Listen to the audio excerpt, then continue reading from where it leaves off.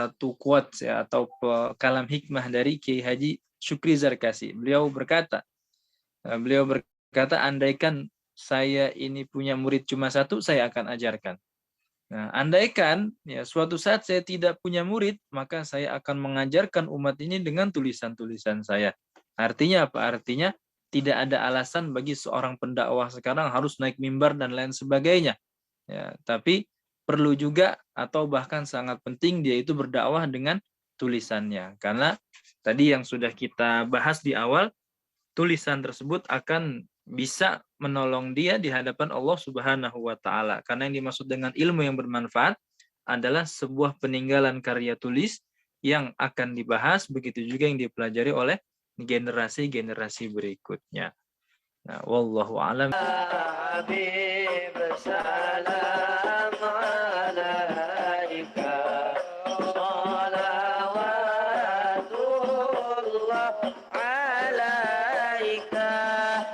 Bismillahirrahmanirrahim. Assalamualaikum warahmatullahi wabarakatuh. Alhamdulillahirabbil alamin wa sallallahu wasallam ala sayidina Muhammadin khatamun nabiyyin wa ala alihi wa sahbihi ajmain. Rabbi shrah li sadri wa yassir li amri wa hlul 'uqdatam min lisani yafqahu qawli. Rabbi zidna ilman warzuqna fahman.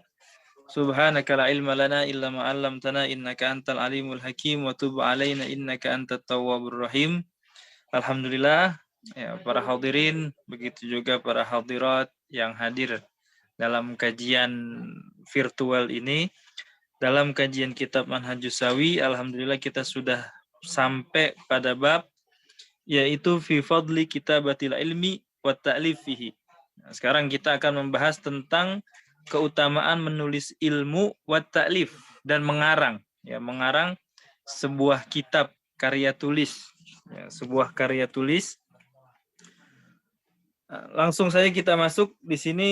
Pertama dimulai dengan qala Nabi sallallahu alaihi wasallam, idza mata ibnu Adam inqata'a amaluhu illa min thalathin. Ya. Shadaqatin jariyatin aw ilmin yuntafa'u bihi aw waladin salihin yad'u lahu. Ya, dimulai dengan sebuah hadis. Di sini mungkin hadis yang sering kita dengar, ya. Di dalam bab ilmu ini pasti hadis ini seringkali diulang-ulang untuk menandakan bahwasanya tiga hal inilah memang yang paling sangat diperlukan oleh seorang anak cucu Adam ketika dia sudah itu meninggal, ketika dia sudah ada di dalam liang kubur. Dikatakan di sini ada tiga hal yang bisa membantu anak cucu Adam setelah ia meninggal. Yang pertama adalah sedekah jariyah, yaitu sebuah sedekah jariyah. Nah, apa yang dimaksud dengan sedekah jariyah? Di sini para ulama mendefinisikan atau menjelaskan sedekah jariyah, ya, fassarul ulama radhiyallahu anhum as-sadaqah al-jariyah ba'dal mauti bil waqfi. Para ulama mentafsirkan, ya, yang dimaksud sedekah jariyah dalam hadis di sini setelah matinya anak cucu Adam adalah al-waqaf, yaitu mewakafkan sesuatu. Ya, entah itu mewakafkan sebidang tanah atau sebuah bangunan atau benda, ya, Al-Qur'an dan lain sebagainya. Intinya mewakafkan sesuatu, memberikannya. Ya, jadi contohnya, ya, di Indonesia, ya, atau di negara-negara manalah sudah banyak terjadi atau dipraktekkan yang namanya wakaf. Misalkan ada seseorang yang mempunyai tanah, itu milik dia, lalu diwakafkan. Ya, wakaf itu artinya berarti dia sudah tidak mempunyai lagi otoritas dalam barang tersebut. Ya, diwakafkan tanah ini, Ustadz, ini Kiai, ini Habib, saya mewakafkan tanah untuk dibangunkan pondok. Maka itu harus dibangunkan pondok. Jadi ini maksud dengan sedekah jariyah di sini adalah sebuah wakaf. Ya, memang di sini sebuah tafsiran yang paling nampak dalam wakaf. Walaupun para ulama pun ada yang menjelaskan bahwasanya yang dimaksud sedekah jariyah bukan wakaf saja, tapi contoh lainnya seperti menggali sumur, terus menyediakan air minum dan lain sebagainya, itu juga bisa disebut sedekah jariyah. Nah, itu yang dimaksud dengan sedekah jariyah. Nah, lalu yang kedua, apa yang dimaksud dengan ilmu? Wal ilma al muntafa bihi, dan para ulama mentafsirkan atau menjelaskan yang dimaksud ilmu yang bermanfaat adalah di sini ba'dal maut, setelah meninggalnya seseorang anak Adam bitasnif, yaitu sebuah karya tulis, ya, sebuah tulisan atau goresan pena yang ditinggalkan untuk generasi setelahnya untuk dipelajari, untuk dikaji, ya, sebuah pemikiran atau apalah yang lain.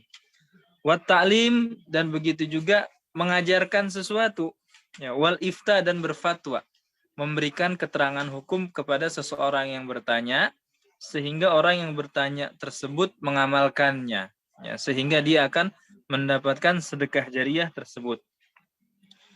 Nah, wahua, akan tetapi, ya, dari tiga tersebut tadi, yaitu at-tasnif, mengarang kitab, wa ta'lim, mengajar, wal ifta, dan berfatwa, wahua fit tasnif azhar. Ya, tapi ini maksud ilmu yang bermanfaat di sini itu lebih condong atau lebih kuat tafsirannya dengan arti atau dengan ditafsirkan at-tasnif, mengarang sebuah karya tulis, mengarang sebuah kitab. Ya, kalau kita lihat ini para ulama, ya, contohnya Imam Nawawi yang sangat terkenal, ya, Imam Nawawi rahimahullah. Beliau ini umurnya kalau bisa dibilang pendek, cuma 40 tahun. Tapi karangannya ini bisa melebihi umurnya. Ya, kalau kita pikir secara logika mungkin ini tidak masuk akal, ya, tapi inilah salah satu kemuliaan yang Allah berikan kepada para ulama. Mereka diberikan umur yang sangat terbatas, tapi diberikan kemuliaan bisa meninggalkan karya tulis yang sangat-sangat bermanfaat bagi umat. Begitu juga Al-Imam As-Suyuti yang kita kenal, ya, Imam Abdurrahman As-Suyuti. Ya, beliau berumur sekitar 70 atau 80 tahunan, tapi karangan beliau ada 200 lebih, ya, yang sudah dicetak dan yang belum dicetak yang masih berbentuk manuskrip. Ya, kita lihat bagaimana sekarang, contohnya seperti Tafsir Jalalain, karangan Imam Jalaluddin Mahalli dan Imam Suyuti. Mereka sudah meninggal beberapa abad yang lalu, tapi karya tulisnya masih dipelajari. Nah, inilah yang dimaksud dengan al-ilmu al-muntafa, sebuah ilmu yang bermanfaat. Ya, bahkan ini banyak sekali fadilah-fadilahnya dan nanti kita akan membacanya. Ya. Nah, kenapa tasnif ini sangat kuat dalam ketika diartikan sebagai ilmu yang bermanfaat? Alasannya dikatakan di situ li'annahu, karena sebuah karya tulis atwal istimroron itu lebih, ya, atwal istimroron lebih panjang masanya, jangka waktu manfaatnya itu lebih panjang, ya, kecuali kalau misalkan hilang atau dibakar dan lain sebagainya. Tapi dengan izin Allah, ketika seorang ulama itu ikhlas, maka karyanya itu akan diabadikan dan bahkan terus dipelajari oleh para santri atau para pelajar. Seperti kalau di pesantren itu ada namanya kitab Matan Jurumiyah, Nahwu. Ini sangat terkenal sekali. Nah, dulu Al-Imam As-Sanhaji, pengarang kitab tersebut, ketika selesai mengarang kitabnya, beliau buang kitab tersebut di tengah laut.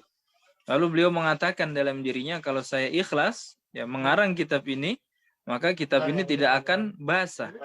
Dan subhanallah, ternyata apa? Ketika beliau buang kitabnya balik lagi. Nah, ini adalah salah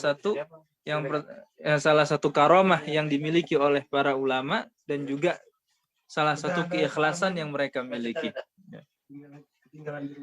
Nah, waqala As-Subki, Imam As-Subki berkata, Imam As-Subki berkata rahimahullah, fa innal alim, sesungguhnya orang alim, wa inim taddaba'uhu, walaupun beliau itu banyak sekali jasanya, ya, orang alim walaupun banyak sekali jasanya, ya, atau beliau itu banyak mempunyai pengaruh di kalangan manapun, wa uhkima intifa'uhu, ya, dan manfaatnya itu selalu diambil oleh orang-orang lain, fanaf'uhu qasirun ala muddati hayatihi, maka manfaatnya itu akan apa?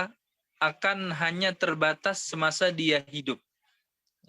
Jadi para ulama yang hanya sekedar, ya, kalau bisa kita bilang hanya, ya, mungkin ceramah, isi mau'izah di sini dan lain sebagainya, manfaatnya itu hanya dirasakan ketika mereka hidup. Ya. Malam yusannif kitaban, selama mereka itu tidak meninggalkan sebuah karya tulis, ya, sebuah kitab yang dipelajari oleh generasi-generasi setelahnya. Yukhallif ba'dahu, ya, au yuwarris ilman, atau mewariskan sebuah ilmu, yanquluhu anhu tilmidun, yang akan disebarkan oleh oleh murid-muridnya. Jadi dua hal ini, yaitu yang pertama sebuah karya tulis, yang kedua murid yang menyebarkan, yaitu ajaran-ajaran gurunya, inilah yang akan membuat seorang ulama atau membuat seorang guru itu dikenang, ya, dan juga mempunyai jasa yang baik atau jasa yang sangat besar bagi umat. Jadi dua hal ini harus kita miliki semuanya atau tidak satu. Kalau kita tidak bisa meninggalkan sebuah karya tulis, minimal kita mempunyai seorang murid, ya, walaupun hanya satu, yang bisa menyebarkan pemahaman pemikiran gurunya tersebut. Dan itu merupakan juga sebuah hak seorang guru atau kewajiban seorang murid untuk mengajarkan ilmu yang sudah diajarkan oleh guru-gurunya. Idza wajada nafsahu faqadahu. Ya, maka kalau tidak punya itu semua tadi, ya faqadahu, dia akan kehilangan. Artinya tadi manfaatnya hanya sekedar ketika dia hidup. Nah, setelah dia meninggal maka ya sudah. Ya, mungkin hanya beberapa pahala atau hanya beberapa sebuah ganjaran yang akan dia dapatkan kelak nanti.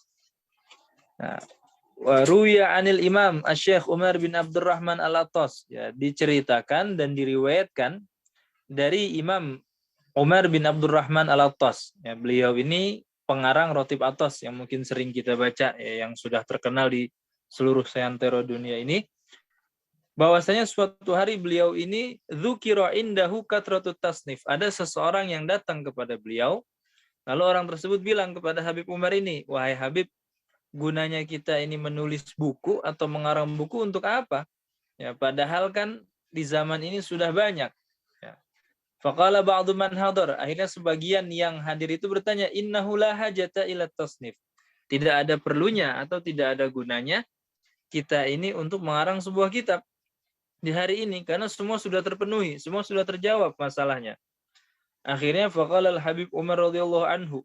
Habib Umar pun menjawab dengan sebuah logika yang sangat-sangat mengena sekali. Apa kata beliau? Wa hal yadurru sa'ihu ba'da sa'i. Apakah ketika seseorang memanggil orang yang lain, lalu orang lain pun ikut memanggil orang tersebut? Ya misalkan saya memanggil fulan, ya, misalkan di sini, nah, saya memanggil Habib Hussein. Nah, Habib Hussein kemudian mungkin karena jauh tidak mendengar, akhirnya ada orang yang mendengar dekat Habib Hussein, misalkan Mas Muhammad Iqra di sini mendengar. Lalu dipanggil, "Habib, Habib, tuh ada yang manggil antum, tuh ada satu alham manggil antum." Oh iya. Nah, seperti itulah jadi kitab. Jadi sebuah kitab itu mungkin cocok pada suatu zaman dan tidak cocok pada suatu zaman yang lain. Bukan berarti kita mengartikan ilmu itu tidak berharga, enggak. Karena akal atau pemikiran satu orang di zaman tertentu itu berbeda dengan zaman yang lain. Contohnya di zaman Imam An-Nawawi, ketika beliau selesai mengarang kitab Minhajut Talibin wa Umdatul Muftin, ini adalah sebuah kitab fikih yang sangat fenomenal di dalam madhab Syafi'i. Ya, bahkan para ulama madhab Syafi'i zaman sekarang mensyaratkan ingin menjadi mufti minimal hafal Minhajut Talibin. Wah, ini udah sangat berat sekali, kita hadis arba'in aja udah susah nih hafalnya. Walhasil ketika beliau selesai mengarang kitab tersebut, disebarkanlah kitab itu. Akhirnya apa? Apa yang terjadi? Ketika itu para penjaga toko itu pinter dalam bab fikih. Bahkan sampai para ulama menceritakan hatta tafaqqahal baqalun. Para ahli-ahli toko itu, para penjaga-penjaga toko, para penjual itu jadi ahli fikih karena sebab kemunculan minhaj tersebut. Ya, padahal kalau kita kaji kitab minhaj ini sangat sulit sekali. Artinya apa? Artinya orang zaman terdahulu mempunyai, ya, sebuah intelektual yang tidak dimiliki orang zaman sekarang. Orang zaman dulu mempunyai semangat yang tidak dimiliki oleh orang zaman sekarang. Ya, makanya kata Imam Al-Haddad, ya, dijelaskan bahwasanya Allah Subhanahu wa taala mengutus ulama itu dengan pemahaman yang sesuai pada orang yang hidup di zaman tersebut.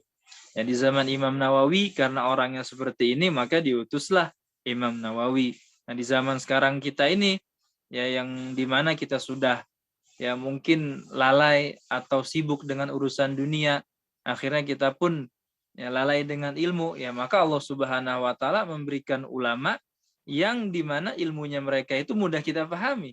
Ya, jadi tidak ada salahnya ketika seseorang itu mengarang kitab untuk di zamannya. Karena setiap zaman itu berbeda. Ya, setiap zaman mempunyai ulama dan mempunyai umat yang berbeda pemahamannya. Sehingga diperlukan sekali, apalagi di zaman kita sekarang ini.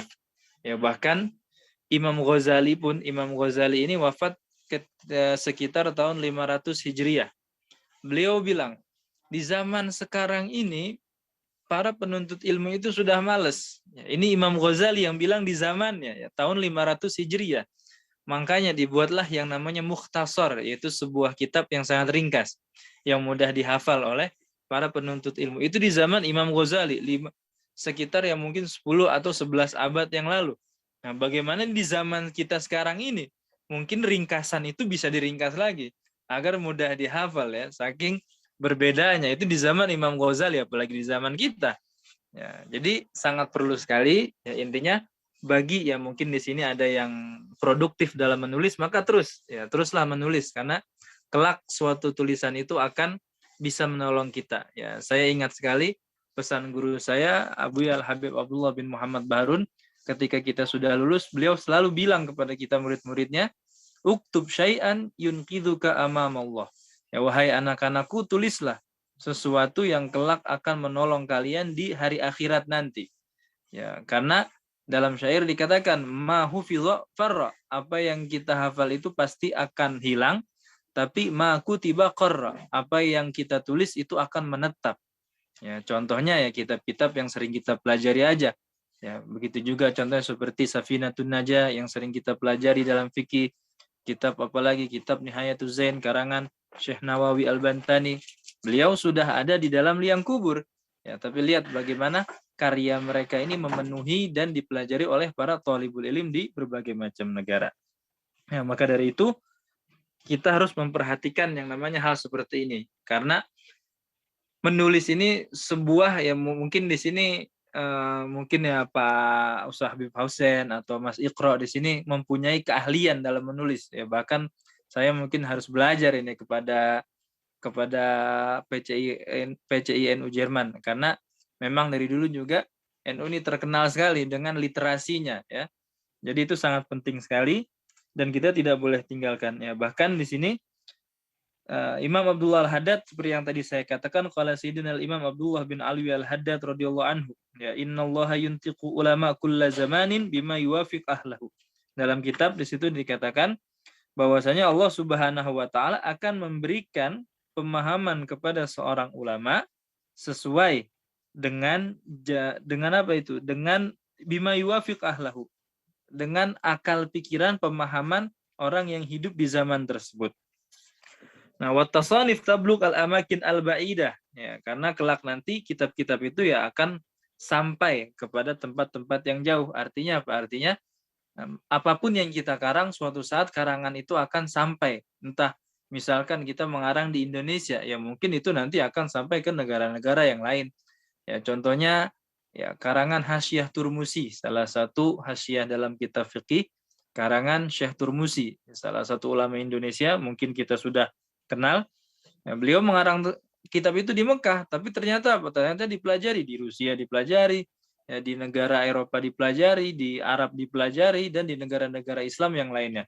Artinya apa? Artinya manfaat dalam menulis ini sangat besar sekali, walaupun mungkin tidak dipelajari di zaman itu, mungkin akan bermanfaat di zaman yang akan datang. Wa tabqa ba'da mautil alim. Ya. Dan kitabnya itu nanti akan tetap kekal setelah meninggalnya orang alim tersebut. Nah, maka faidahnya apa? Fayahsul lahu bidzalika fadlu nashril ilmi.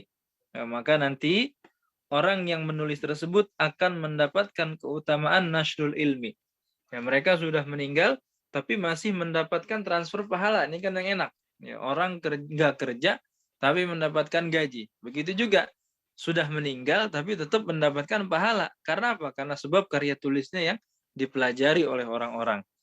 Ya, akhirnya beliau pun mendapatkan fadlu nashril ilmi, keutamaan atau pahala sebagai orang yang menyebarkan ilmu.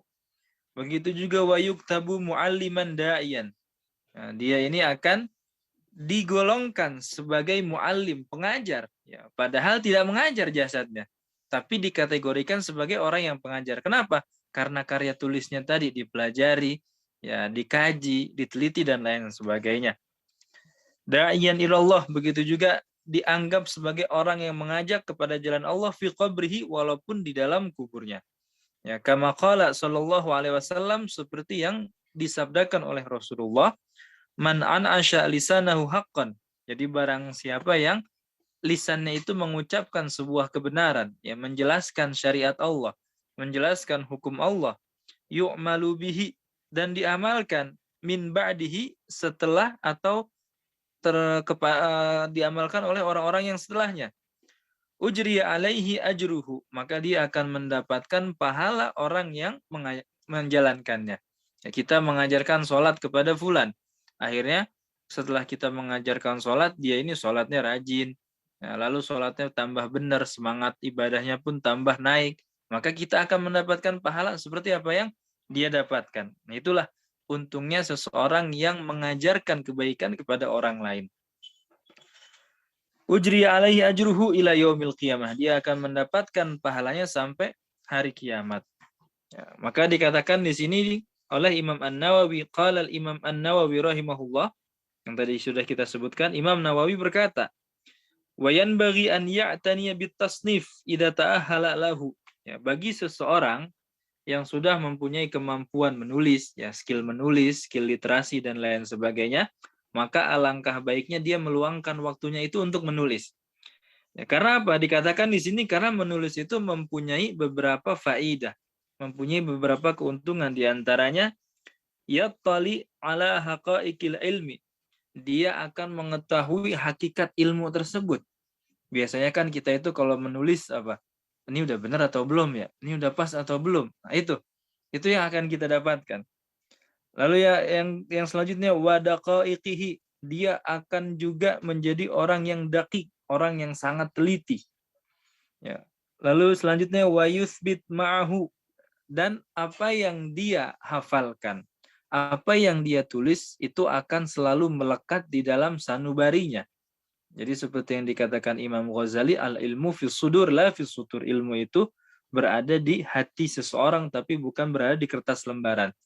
Ya, padahal kalam tersebut, perkataan tersebut beliau dapatkan dari seorang perampok. Jadi ketika beliau berjalan itu, kalau tidak salah, ketika beliau ini masih muda berjalan, beliau bawa kitab.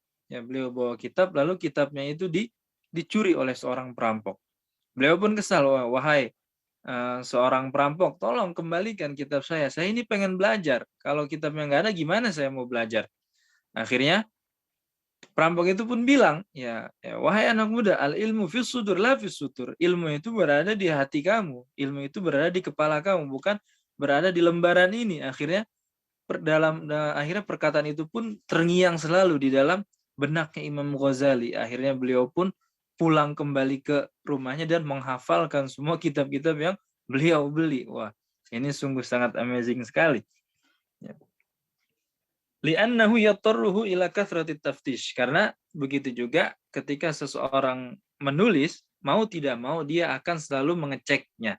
Ya, apakah ini sudah sesuai referensinya, ataukah ini sudah sesuai kata-katanya, dan lain sebagainya.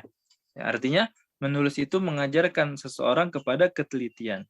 Wal mutala'ah, begitu juga dia akan membaca kitab-kitab yang lain untuk menambah referensi. Wat tahqiq, dan juga dia akan selalu, ya istilahnya ini tahqiq ini kalau dalam menurut para ulama mencari dalilnya, dikuatkan pendapatnya dengan dalil dari Al-Qur'an atau As-Sunnah. Wal murajaah, begitu juga pasti dia akan mengulang, wal ittila, dan dia akan mempunyai pengetahuan yang baru terus-menerus. Jadi itulah sebuah faidah daripada kita menulis. Maka dari itu, mulai dari sekarang ayo kita rajin menulis, entah itu ya di Instagram, di media sosial, atau berupa artikel sederhana yang dimana tulisan tersebut bisa memberikan wawasan terutama dalam keagamaan kita kepada orang-orang yang belum paham tentang agama kita. Ya, walaupun itu hanya sekedar masalah-masalah yang sudah diketahui seperti sholat dan lain sebagainya. Ya, karena banyak orang ini yang tidak suka mendengar tapi suka baca tulisan, atau dia ini sukanya melihat video, semua tergantung. Tapi kita gunakan tulisan ini sebagai sebuah salah satu media untuk mengedukasi dan juga untuk berdakwah di jalan Allah Subhanahu wa taala.